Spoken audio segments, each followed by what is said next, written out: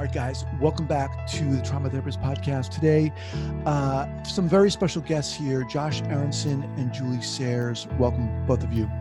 Thank you. Nice. All right. Thanks. So Josh Aronson has been producing and directing documentary films since 2000. He was nominated for an Oscar for his film Sound and Fury and has made award-winning films on disability, the search for identity, classical music, and history.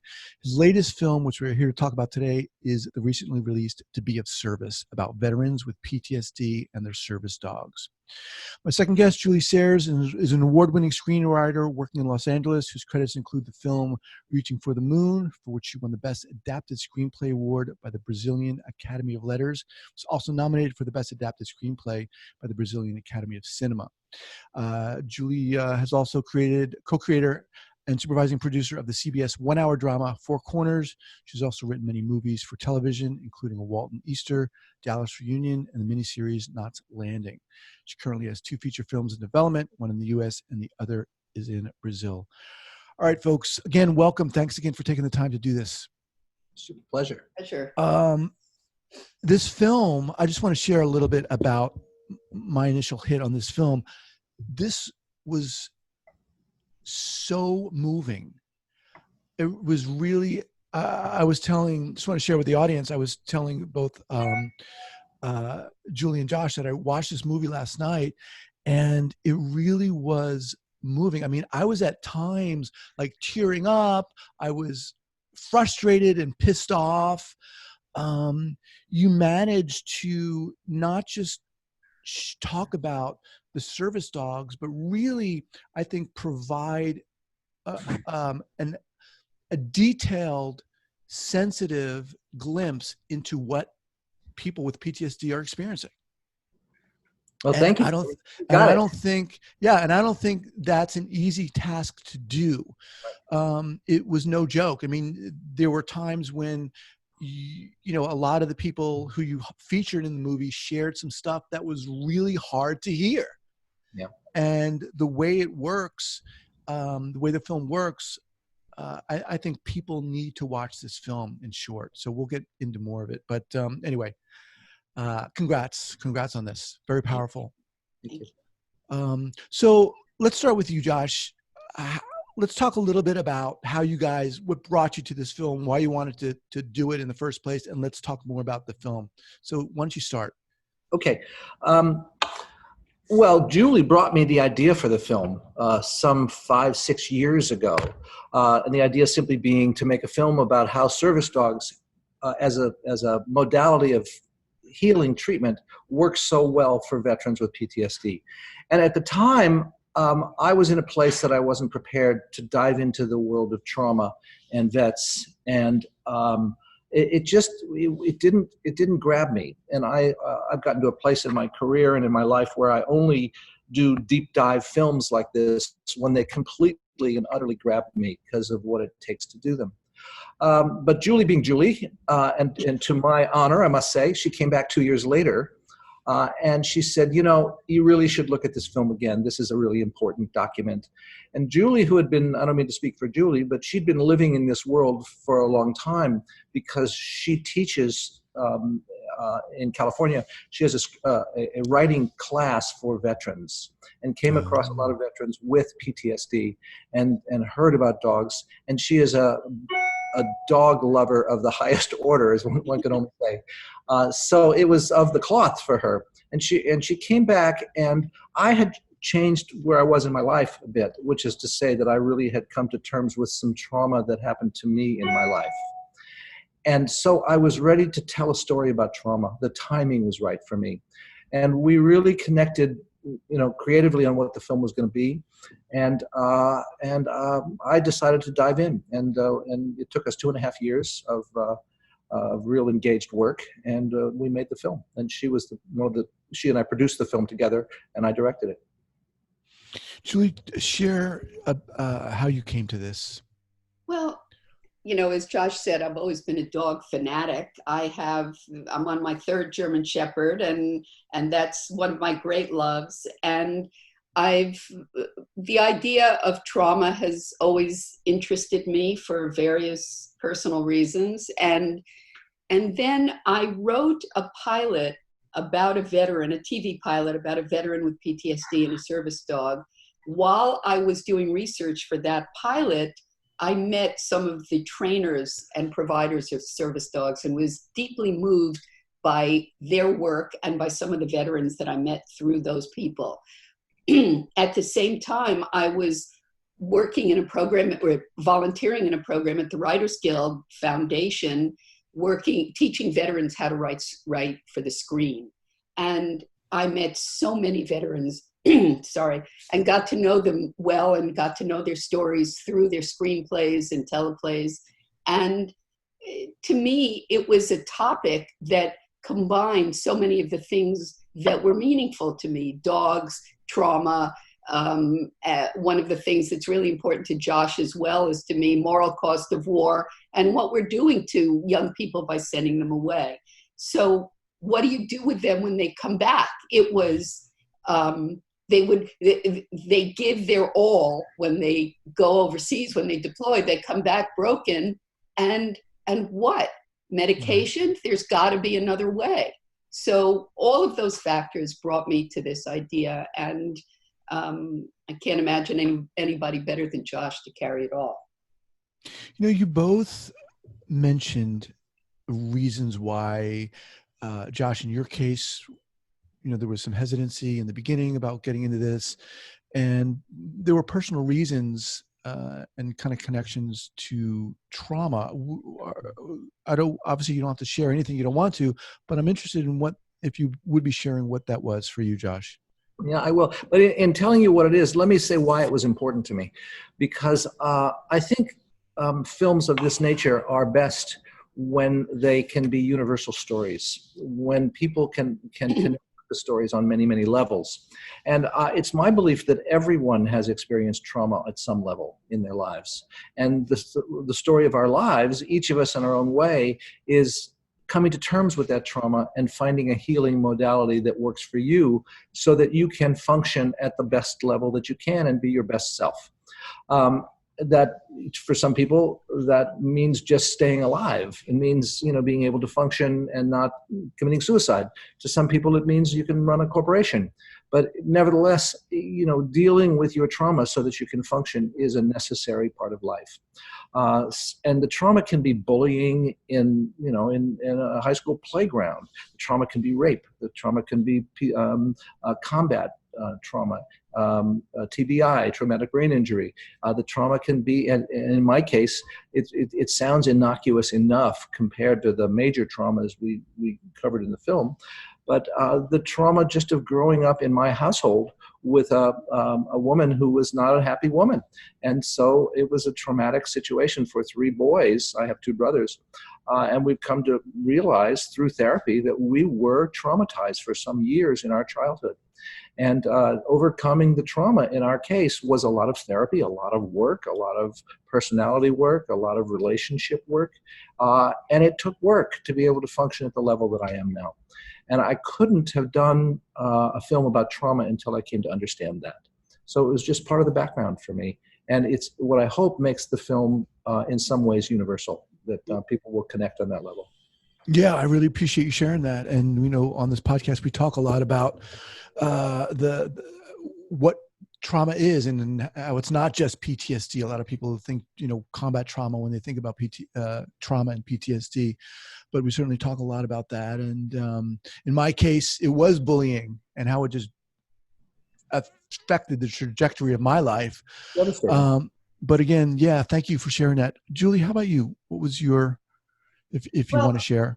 I don't want to share specifics. It's a family issue. I'm the daughter of a psychoanalyst, so, you know, yes, I know. You're sorry for me. I know everybody says the same thing. But I was sort of raised to look at problems and trauma and whatever issue it is in a more, I guess, profound way, a more psychological way, a deeper way. And I was always a very sensitive kid to everything. You know, that's a blessing and a curse. It's great when you're a screenwriter, but it's also hard if you're a person.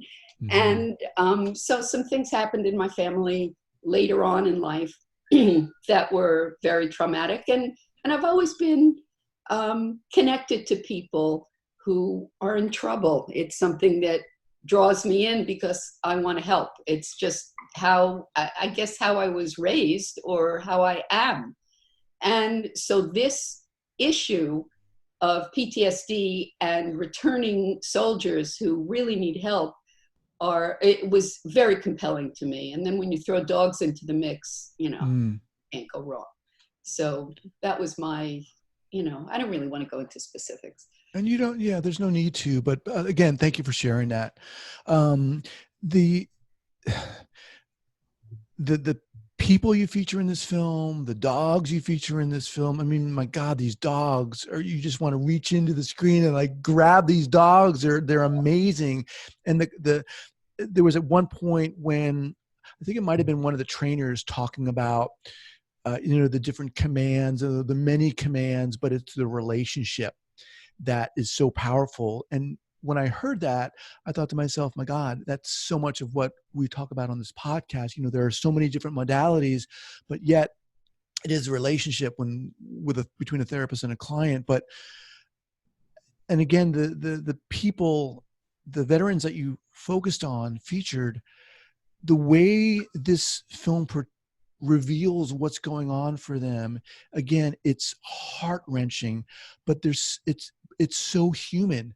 I mean, you can talk about trauma and you can talk about PTSD, but watching these people in this film, it's so crazy to see what these people are going through on a daily basis. We interviewed a lot of veterans, and obviously we had to narrow it down to a small number of people for the film, and we found them to be the most compelling. But every one of them had a story that could break your heart. So if you multiply the number of veterans in our film by thousands, you can only imagine how many people are suffering after being deployed. Julie, hundreds of thousands. Hundreds of thousands. Yes, I'm bad at math. No, but there's 500,000 veterans from Iraq and Afghanistan that have come back with PTSD. 15 to 20% of the returning vets have PTSD. So it's an enormous problem. And the other thing that's interesting is a lot of people, Guy, have said what you said, which is the film shows PTSD for what it is, the experience of PTSD. The goal was to really show it in a visceral way, in all of its pain, in all of its loneliness, in all of its agony, sheer agony. And we tried to do that because it seemed that people didn't really understand it. People didn't really get what PTSD was. We all know post-traumatic stress disorder. You come back as a result of some trauma that you experienced in war, and you have PTSD. And we've seen images of, homeless veterans, mostly images of Vietnam vets, who are homeless. And there's sort of generic, iconic kind of images that people would have of what vets are, what PTSD vets are. But there was no personal connection, and I feel as if people didn't really understand it. And the goal here was to understand it, to personalize it, to humanize it. So that's what we tried to do in this. And as Julie said, there were so many stories that were so powerful. It was heartbreaking to see it. Yeah. I want to touch on some of those, but before we do, can you share with our listeners what's involved with service dogs and veterans? I know in the film you talk about a lot of the VA in general, well, let's say this, and correct me if I'm wrong, recommends service dogs, but they don't pay for it, and it's super expensive. Right. And correct me if I'm wrong here again, service dogs as a modality is not recognized as an evidence-based treatment. Right. Not yet. Okay. Which is really interesting. And so talk a little bit about service dogs and its place in the treatment process, how they get them, et cetera. Well, you mean vis-a-vis the VA or just in general? Well, vis-a-vis the VA. Let's start there. Yeah. Well, the most important part of it to understand is that, as you said, many people in the VAs across the country will recommend a service dog and they see the value of the service dog for dogs. And they will, in fact, pay for it with veterans who have a physical disability like deafness or blindness, or if they're paralyzed. The VA will pay for it. What they won't pay for is, and they don't acknowledge, is the efficacy and usefulness of a service dog for veterans with invisible injuries, i.e., PTSD, traumatic brain injury, or moral injury. They'll pay for veterinary care. They'll pay for certain parts of it, but they won't pay the $25,000 or $30,000 for the dog itself. And there's been attempts since 2011 to enact a law that's generically called the PAWS Act, but it keeps hitting roadblocks through Congress, and the roadblocks are through veterans committees that are influenced by the VA. We've found. I'm getting into touchy political arena here, but it seems as if the VA has resisted it, and they have been mandated to do a longitudinal study to figure out the efficacy of service dogs for vets with PTSD. But they keep botching the studies. Many people have described it as botching the studies, and they've had to start over again a number of times. They supposedly they've finished the study, and they will finish and announce the results by spring of this year. And we have fingers crossed that they will begin to mandate that they pay for the dogs.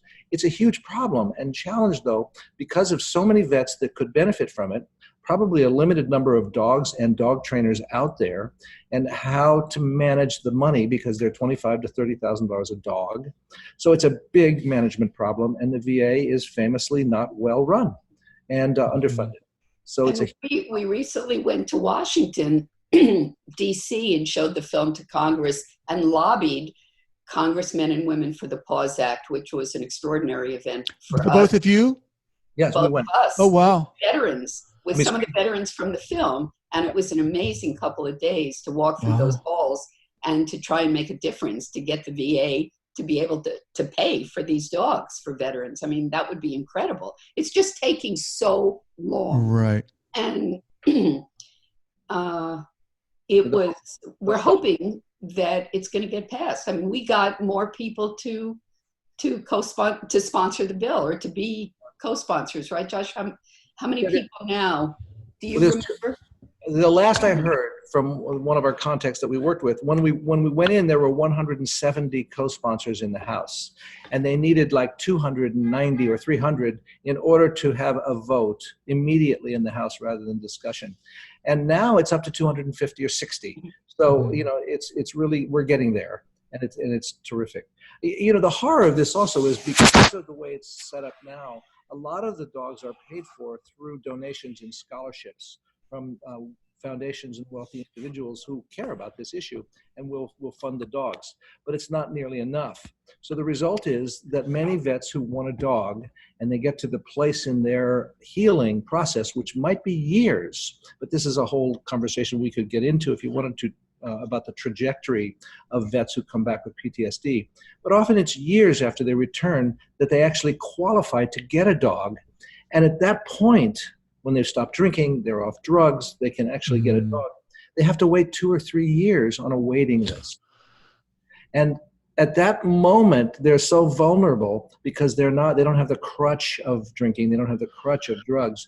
So, keep in mind, 22 veterans a day are committing suicide. We're losing vets because they're waiting so long for dogs, right. I'm sure. Did you asked about how, I think you asked about how they're trained, or what the trajectory is of a veteran getting a prescription for a service dog from a healthcare provider, and then what happens? Was that part of your question? No, but that's a good one. Let's talk about that. They, if they go to the VA, a therapist can say a service dog might be a good thing for you. And then the veteran has to go out and find the service dog, not always pay for it, but somebody has to pay for it. Some of these organizations are funded, they live off donations. So if somebody qualifies, as Josh said, they may have to wait a long time because it takes a very long time to train a dog. Mm-hmm. If you start when they're 8 weeks old, it'll take a year and a half Wow. before the dog is really ready to be a fully functioning service animal. But let me just interject there, Julie, if I can. But in addition to just that issue, the issue is that there's so many vets who are signing up for service dogs that they don't have enough dogs to fulfill them in a timely fashion. Right. So they're waiting in line to get a dog. It's not even a specific dog. It's just that there aren't just enough trainers, there aren't enough dogs. Mm. One of the things that really moved me was the purpose these dogs served. A lot of times in the film, the word non-judgmental came up. Mm-hmm. You know, the woman, I forget what her name was, who I think she was a writer and a journalist. Sylvia. What was her name? Sylvia, yeah. She said, you know, I can just be all day in my pajamas and crying, and, you know, my dog is not going to care, not going to judge me. And the power in having this living, non-judgmental being there, providing unconditional love, is just so powerful. And when you put that up against the lives, the broken lives, the painful lives that these people are experiencing, it's really a moving story and very powerful reality that's happening. I mean, again, I didn't know, you know, what I was going to see, quite frankly. You know, I didn't know how good the film was going to be, quite frankly, but it really blew me away. No, it really did. It I swear to God, I was like, I'm on my couch, like my wife was watching something else and I was watching this, and I was like tapping her. It's like, well, look at this. I was like tearing up, and these dogs were just amazing. So anyway, in short, I want to recommend that everyone watch this thing, man, to be of service. Just let me break in here and once again reintroduce you guys. I'm speaking with Josh Aronson and Julie Sierres, and the film is To Be of Service. It's on Netflix. This is where I saw it. Where else can people see it? People can also get it on Amazon or on Amazon Prime. Okay. You can stream it, or you can buy a DVD from Amazon. But Amazon Prime, and Netflix are the prime areas. Okay. One of the things I wanted to read is just a little blurb from the New York Times by Ken Jaworski, who said, "The big picture is clear, and its overriding point well made. These dogs are saving the lives of those who've sacrificed so much. Every person profiled here deserves an immense amount of respect. Every animal too." You know, I talked about how kind of heartbreaking it was to listen to these veteran stories, and that one gentleman who, again, I forget his name, who had the daughter. He talked about some of his experiences, his own kind of abuse history, and that story when he was talking about his daughter. That was hardcore. That was tough, man. His name is Tom Flood from Billings, Montana. Yeah, he was a tough character. He was in a very, very dark place when I met him before he got his dog, which is an interesting challenge in the film, because, you know, we start with characters like that and we hope for a longitudinal story, which means over time. And the whole idea is we meet them before they get their dog, go when they get their dog, and then follow them after they get their dog, in one case up to a year, to see how they do. Of course, we had no idea how they were going to do, so it was a roll of the dice. Yeah. And Tom, particularly when I met with him, he was in such a hard place, and his life was so difficult. You know, I had no idea what was going to happen. It was so fast. It was 3 weeks after he got his dog. He was smiling like he had never smiled in my presence before. And he could go to the store by himself. He could pick up his daughter from school amongst all the other parents instead of hiding out across the field from them because he didn't be near anyone. I mean, it was a total life shift within a month. Remarkable. It's just remarkable. And that was not abnormal. From a study done at Purdue University by Maggie O'Hare, who was in the film, it was clear that typically within a month, the dog made such a vast difference, it changed lives. And it's such an easy fix, you know, if that's why we really are pressuring as much as we can to get the VA to pay for this. Exactly. It's so remarkable that the VA won't pay for it, or that this law is not already in existence. It's not that hard. I mean, and it's so clearly works. I don't think you need years and years of study to see what happens. When we first met Walter, who was the Vietnam vet, we met him in North Carolina, and he said that he had not smiled for 40 years until his dog walked into the room. That was the first time he smiled. And this was a man who had children, who had 2 marriages, never smiled. The transformation is just remarkable. And as Josh said, it's so quick. Mm-hmm. There are mornings when I wake up and maybe it's been a bad night or a bad day the day before, and my German Shepherd is sitting up looking at me with those big eyes, and I can't help but laugh. I mean, you cannot help but feel good when you look at eyes like that. So imagine. That kind of gets me to this question here, which might seem obvious, but why do you think the dogs help so much? What was shared? I think dogs intrinsically deeply connect with the people who care for them. They're bred over the years. They're not wolves anymore. They've evolved. They're different than wolves. And they deeply connect with us, the people who love them and care for them. And they are extremely smart. They have great instincts, and they can feel like many species of animals can when you're in trouble. And, my German Shepherds, if I'm upset, each one is different, but they respond. They know, they're present. They're alert to your feelings, to what's going on with you. They know if you're happy. They know if you're settled. They know if you're unsettled. And if you take a dog with that level of intelligence and instinct and compassion, because they have compassion, and train them to really tune in to when you're in big trouble, the results are extraordinary. And that's what we wanted to show in this. There's a chemical part of it too that's really interesting. Someone in the film says this. When a veteran is having a flashback, or is in a rage, or is upset, or is having is showing one of his symptoms, the dogs can smell it. They can smell the chemical change. Dogs have 1,000 times more smell ability than we do. It's remarkable, the level of it. That's why, search dogs and so on can search through rubble and find people under 10 feet of concrete. That's a different story.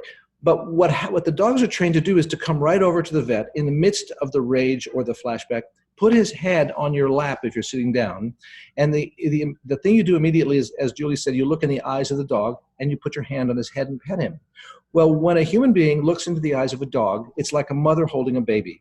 And when you pet a dog, it's the same thing. And the result neurologically is a release of oxytocin. And oxytocin, thank you. Of oxytocin. And that's like dopamine. And what oxytocin suppresses adrenaline. So in the midst of a rage or a flashback, you're just dumping adrenaline. So it offsets the adrenaline. So there's a chemical part of it as well that's very, very understandable and powerful. It's real. With there was a scene, I think, later in the film with that same gentleman, Timothy, when he's with his dog, and I think he's in a store. And, Tom Flood? Tom Flood, yeah. And a mom and a young kid come up to him, and the young kid is kind of like shy, and she's like, all right, Billy, what do you want to say? And he wants to pet the dog, and brings over the dog, and he says, okay, make friends. And the dog just licks this little kid, and it's such a sweet moment in this film. The thing that struck me is what I saw was these veterans wanting, coming back shattered, emotionally shattered. That one veteran had this list on his refrigerator of all these things he had done right before, going to the beach, going to the store, whatever. And he rated them on a scale of, 0 to 100. 0 was stress level. 0 was like no stress. 100 was like beyond stressful. And you could see these kind of simple tasks, again, going to the beach, the store, 90 rated. It was so crazy stressful. And it just struck me, they just want to be able to kind of lead this normal life, to feel, you know, and it was, that to me was the way it was portrayed, was so kind of searing and profound in a way that a lot of other, whether it be books or films I've seen, haven't done. And it was so well done here. Well, I want to give some kudos to Josh about that, especially because when we picked these veterans, we did not know how much they would reveal of their stories, because they're not stories that they talk about very often, maybe only in therapy. And Josh's compassion and gentleness and kindness when he was interviewing these veterans created a space for them to reveal the trauma that happened to them. And they were extraordinary interviews because of the way he handled them. So it was quite impressive. How'd you do that, Josh? What did you do? Well, it's non-doing, really. It's like a meditation. It's not doing at all. It's holding space. It's having them feel that I'm present. It's having them feel that I'm interested, and that their story is important and that they're important. And so, you know, it's a gradual. Most of the interviews were 3 hours. The main first interviews were 3 hours long. With your camera? All with the camera. Okay. I mean, they were preliminary interviews. I would go meet them and I'd have lunch with them, or in Tom's case, I flew out to Billings and spent a day with Tom just to see if he was a potential character before showing up with a crew. And then I would fly back with the crew. But it's really getting to know them. It's earning trust. It's being at their pace, at their rhythm. And it's just, you know, it's just what the documentary path is, you know, with just empowering people to give you their self and to not overpower them, to let them be exactly who they are. And in the case of these vets, to make them feel that we wanted to hear their stories and to hold space for the stories. I think it's as simple as that. It's not simple to do, I must say, but that's what it is. And as I said before, had I not gotten to this place in my life where I had done the work on trauma and I'd actually learned these skills, life skills, as well as interview skills, I couldn't have made the film at this level. It was just the right time for me. Awesome. Well, there's certainly the skills of a great therapist, you know, kind of simple to do, but simple in a sense, but not easy to do, like you said. All right, folks. Guy, one interest. Oh, I'm sorry. We're going to wrap up because there was an interesting thing that comes. Go ahead. Definitely share it. Yeah. The interesting thing that comes with doing these kinds of interviews is you're taking in other people's rage and trauma. And you take it in, as you know, as a therapist, when you're sitting one-on-one with someone for an hour or more, what comes out of them comes into you and you hold it. So the question is, what do you do with that when you've taken 3 hours of rage or 3 hours of trauma and stress into you? How do you let it out? Because what I found happening is I'd get home and I would really deal with secondary PTSD, with a kind of depression that would set in after doing days of interviews. And I had to get some help from that, from actually a meditation teacher who was an abbot at a monastery, who had been a psychiatrist before he became a meditation teacher. He gave me a lot of advice. And the one that finally worked was to really take in the stories into a part of yourself, not into your whole self, and to hold it in a compartment so it wouldn't subsume you, it wouldn't overpower you. And then at the end of the day, you have to visualize, a trap door opening, if you will, or something opening to be able to release the stories that you've held in your vault. And I used visualizations like that to do it, because otherwise you couldn't let go of it. It just would take over. I don't know if as a therapist in the trauma world, you've found techniques to handle that kind of trauma. It's like being a pediatric oncologist. I don't know how you go home with that all day, but they have to learn. I mean, I think that's sage advice, and we talk a lot about that on this podcast here. But what you did was exactly what we talk a lot about on this podcast. And again, I want to thank you guys so much for coming on here. Your film was beyond inspiring. I'm going to do what I can to promote this. Thank you for coming on here, and congratulations on the film.